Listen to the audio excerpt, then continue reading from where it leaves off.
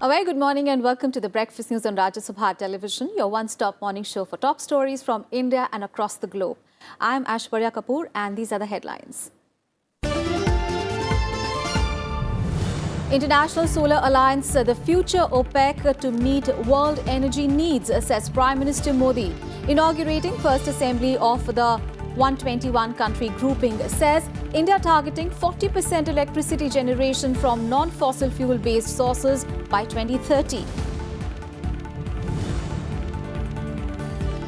Highest environmental honour of the United Nations for Prime Minister Modi to be awarded Champions of Earth Award today. Recognition of his exemplary leadership in championing International Solar Alliance and pledge to eliminate single-use plastic in India by 2022. President Ramnath Kovind to administer oath to Ranjan Gogoi as new Chief Justice of India. Justice Gogoi will be the 46th CJI and have a tenure of over 13 months till 17th of November 2019.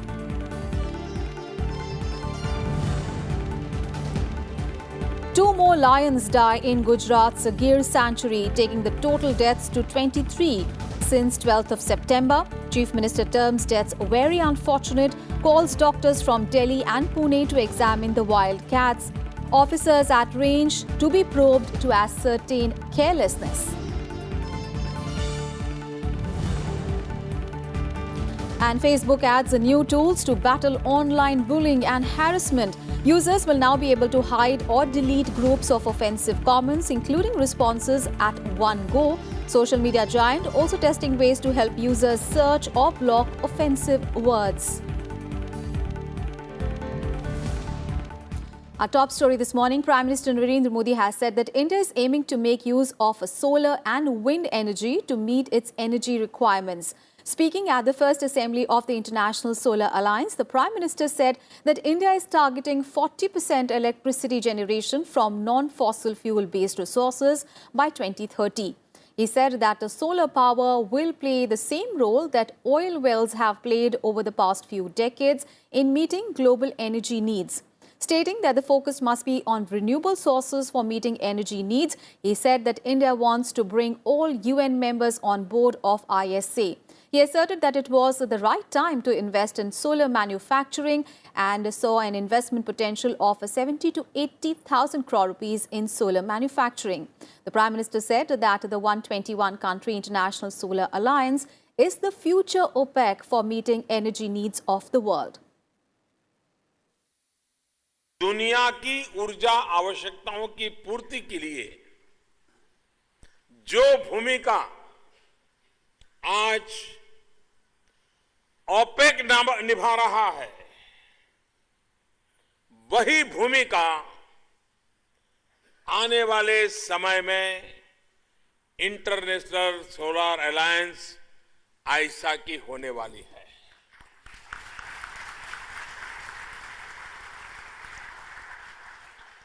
जो लोग आज तेल के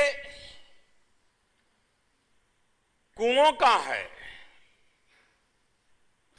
वही role भविष्य में सूर्य की किरणों का होने वाला है। The Prime Minister also said that besides solar and wind energy, India is also working on B3, that is biomass, biofuel and bioenergy. Speaking at the event, United Nations General Secretary Antonio Guterres and External Affairs Minister Sushma Swaraj also underscored the significance of International Solar Alliance. The International Solar Alliance represents exactly what needs to be done and represents the future. I applaud your goal of mobilizing $1 trillion towards the deployment of 1,000 gigawatts of solar energy by 2030. And I commend the Government of India for setting a target that is being, as we have seen, a moving target towards more ambition of achieving 100 gigawatts of solar power capacity by 2022. The ISA is now an action-oriented international organization, headquartered in India, with the aim of contributing to the implementation of the Paris Climate Agreement through rapid deployment of solar energy.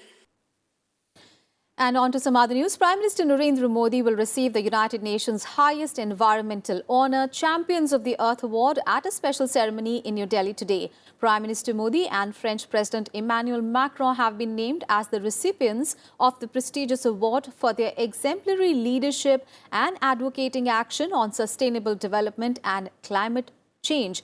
Now, the award, announced on 26th of September on the sidelines of the 73rd UN General Assembly in New York, will be presented by UN Secretary General Antonio Guterres. Prime Minister Modi has also been selected in the leadership category for his pioneering work in championing the International Solar Alliance and for his unprecedented pledge to eliminate all single-use plastic in India by 2022. The annual Champions of the Earth Prize is awarded to outstanding leaders from government, civil society and the private sector whose actions have had a positive impact on the environment. And on the occasion of a Gandhi Jayanti on Tuesday, Prime Minister Modi gave a mantra of 4 Ps for a cleaner world. On the concluding day of the International Sanitary Convention, UN Chief Antonio Guterres said that commitment can help achieve sanitation goals. On the 4th anniversary of the Swachh Bharat mission, Prime Minister Narendra Modi has given the mantra of 4 Ps for a cleaner world. He said that political leadership, public funding, people's participation and partnerships is the need of the hour for a cleaner world. The Prime Minister was addressing the concluding session of the Mahatma Gandhi International Sanitation Convention. 4 दिन के इस सम्मेलन के बाद हम सब इस निष्कर्ष पर पहुंचे हैं कि विश्व को स्वच्छ बनाने के लिए 4P आवश्यक है और ये 4P का हमारा मंत्र है: political leadership, public funding, partnership, peoples participation. Delhi declaration के माध्यम से आप लोगों ने सर्वव्यापी स्वच्छता में इन 4 महत्वपूर्ण मंत्रों को मान्यता दी है। इसके लिए मैं आप सभी का आभार व्यक्त करता हूं। UN Chief Antonio Guterres also said a clean India would be a befitting tribute to Mahatma Gandhi.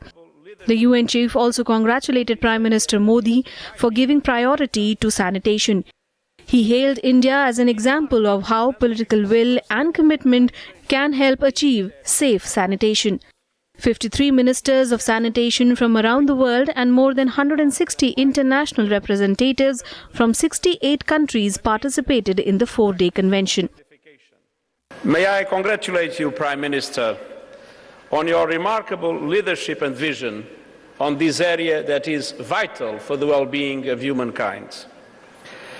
And to begin marking the 150th birthday of Mahatma Gandhi by honoring this long record of advocacy and action on this vital issue is a fitting tribute to this great human being, an example for all of us. The Mahatma was ahead of his time when it came to safe, hygienic sanitation, as he was in so many other areas. He demanded the right of sanitation for everyone, and he demanded respect for that right from everyone. And the Clean India mission builds on his genius and lifelong quest for human dignity. The UN General Assembly had on June 17, 2007 voted to establish 2nd October as the International Day of Non-Violence. In a message, the UN chief said, at a time of protracted conflicts and complex challenges, Gandhiji's philosophy of non-violence remains an inspiration. Bureau Report, Rajya Sabha TV. And United Nations Secretary General Antonio Guterres has said that it is impossible to build a multipolar world without a very relevant role for India.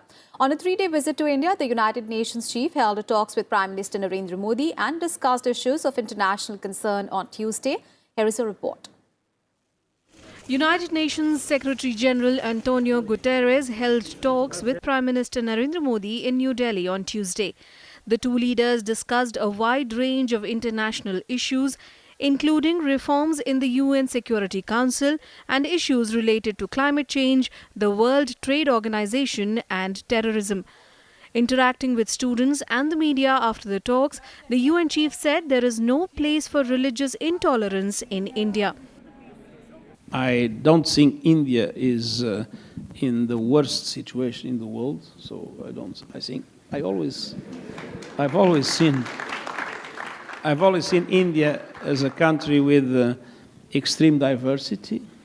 I've always seen India as a country that is very welcoming for people coming from the outside, namely refugees, migrants.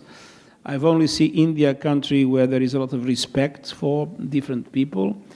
But of course, in India, there are forms of extremism, as in any other part of the world.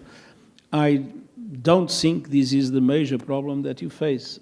My wife was born in Goa. And when I go to Goa, it's quite amazing to see. I mean, in the same village, there is an Hindu temple, there is a Catholic church, and there is perfect interreligious harmony. So I think that is the prevailing tradition in India. Denouncing terrorism as a plague that affects the world, Guterres said that the United Nations is keeping an eye on the developments. He said that the organization is unable to take harsh action against terrorism as member nations have not come to an agreement regarding the definition of terrorism. Expressing caution on the Rohingya issue, Guterres stressed on the need for a solution soon before the refugee crisis could give rise to terrorism. On the issue of reforms in the UN Security Council, Guterres said that the key to reforms lies in the hands of permanent members of the Council. Secretary General was abundantly clear that 5 permanent members of UN Security Council are still not ready for any reform. In that case, External Affairs Minister Sushma Swaraj was quite right that UN may be irrelevant as had been the fate of League of Nations. Akhilesh Suman for Rajya Sabha Television with camera person Anirban Ban in Delhi. On to some other news, Vice President M. Venkaiah Naidu inaugurated a Dome Prayer Hall, Library and the World Parliament of Science, Religion and Philosophy at MIT Pune on Tuesday. Addressing the gathering, he said that the entire world community should come together to fight terrorism. The Vice President also stressed on the need to make the education system relevant to the job market. He pointed that education was not meant only for employment but also for enhancement of knowledge, empowerment and enlightenment. Reinforcing the old idea of Sarve Jana Sukhino Bhavantu, Vasudaika Kutumbakam, the entire world is one. That is the philosophy behind this dome. And then why dome? To prevent the doom. You have to understand in a simple language. Because the way the world and the humanity is moving, and certain actions, certain happenings, certain tendencies which are very dangerous, divisive, discriminatory, violent, terror and other problems that are coming up before the world. The answer lies in this. And in breakfast news, time for a very short break. We'll be right back with more news. Don't go anywhere.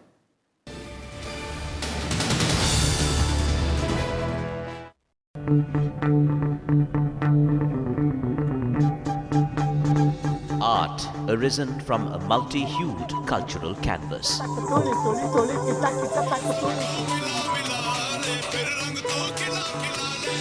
Tradition and cultural fervour dating back centuries.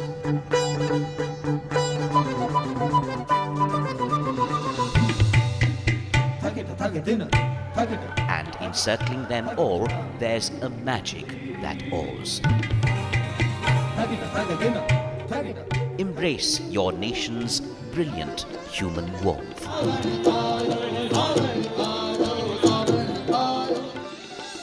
Watch Colours of India, Sundays at 9:30 p.m. on Rajya Sabha television.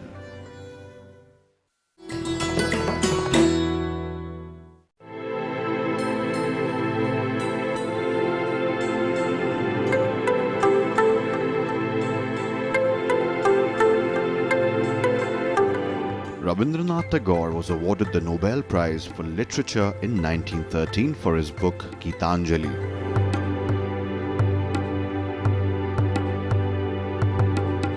In 1950, he composed the music and lyrics for India's national anthem, Jana Gana Mana. And when Bangladesh became independent in 1971, they chose Tagore's song, Amar Shonar Bangla, as its national anthem. Tagore's life and works have made him a cultural icon, studied the world over, even into the 21st century.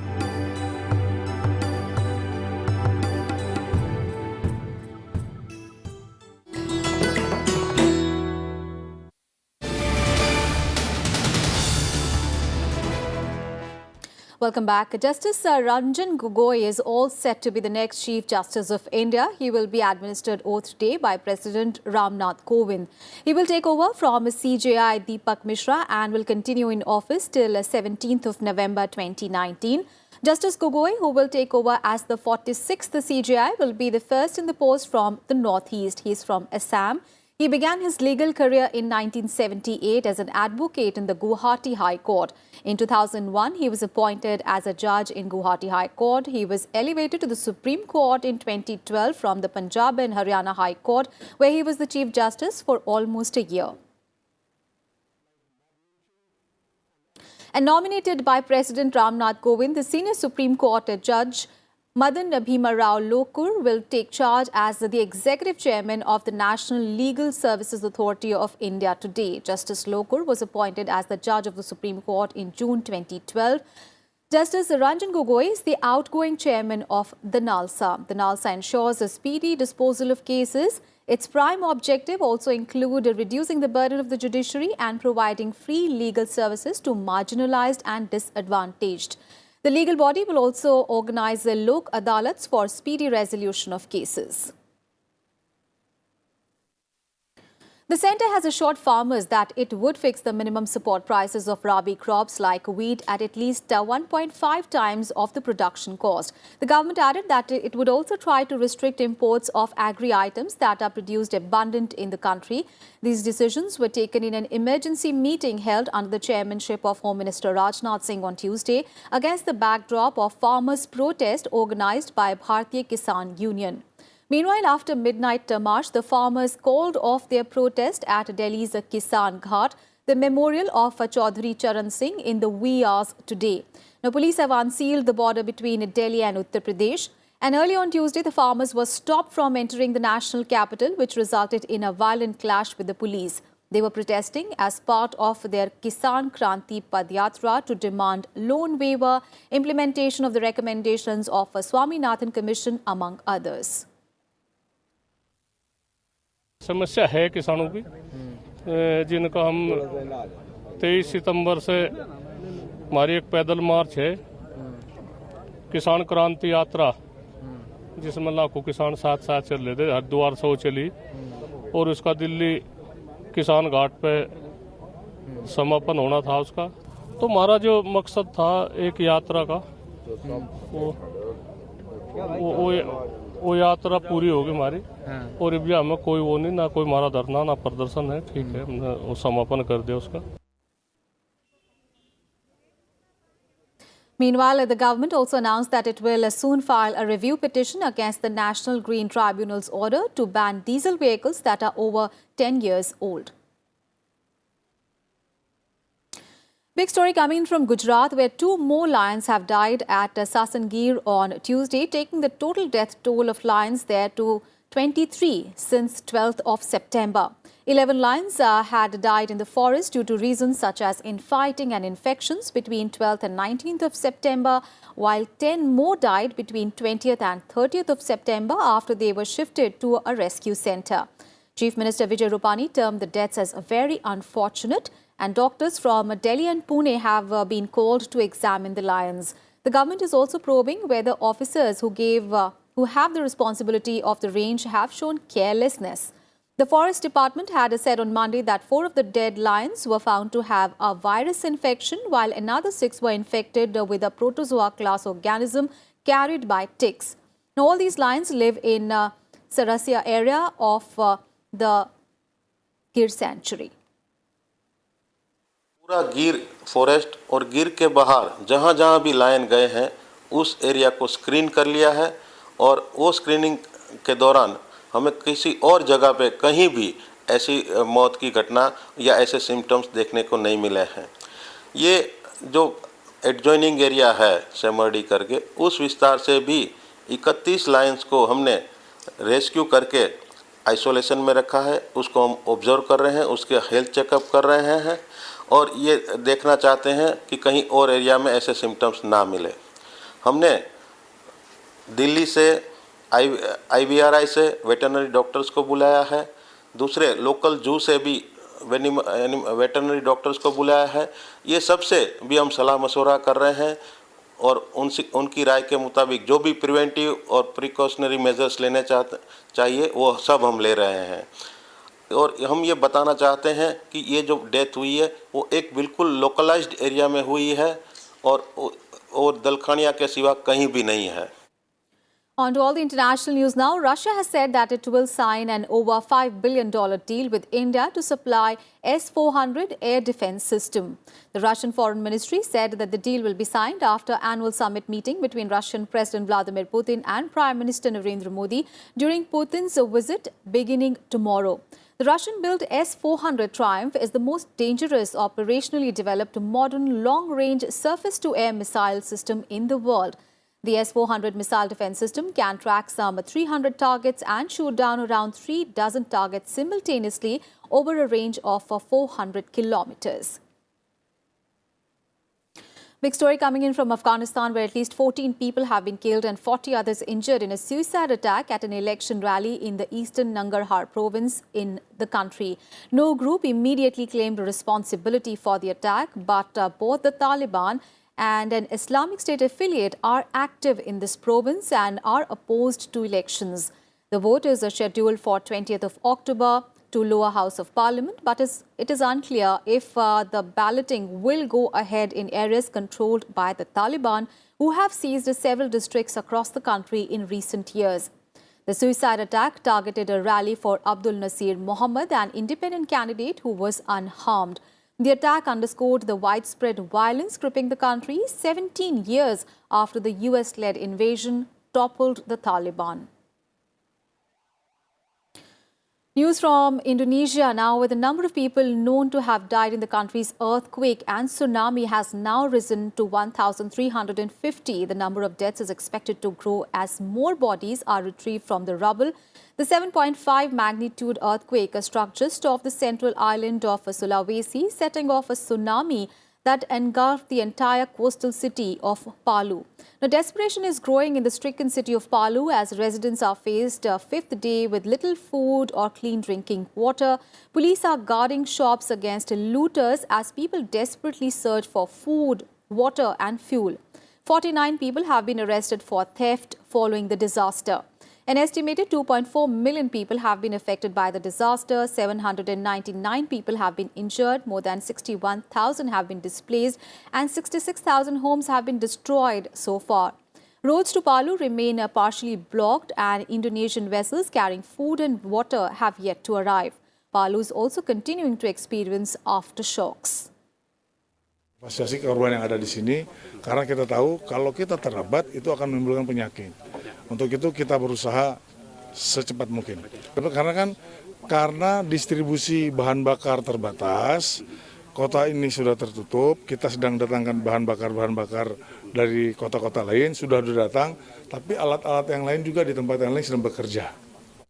And Facebook has stepped up ways to battle bullying and harassment on the leading social network. The new tool will permit Facebook users to delete and hide multiple comments, including responses on their posts at once. In a blog post published on Tuesday, Facebook's global head of safety said that the company is beefing up its moderation tools to help people avoid unwanted, offensive or hurtful experiences on the platform. In addition to these tools, Facebook will also allow the users to anonymously report someone for bullying or harassing other people, even if that occurs out of sight from the victim.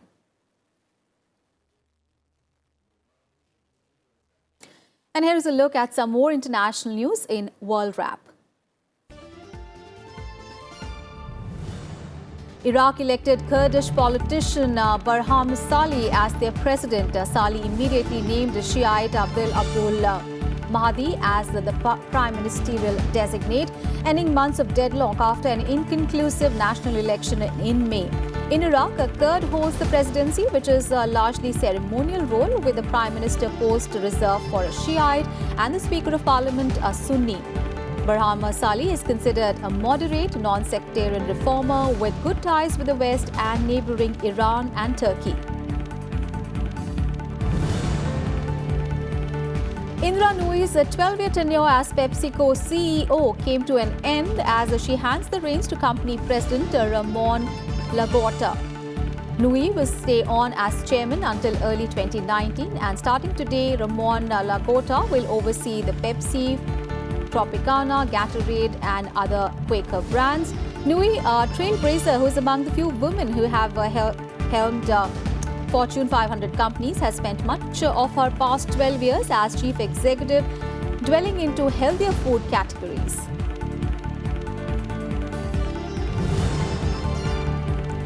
And US Secretary of State Mike Pompeo will travel to North Korea on Sunday to meet North Korean leader Kim Jong-un in Pyongyang to push forward denuclearization efforts.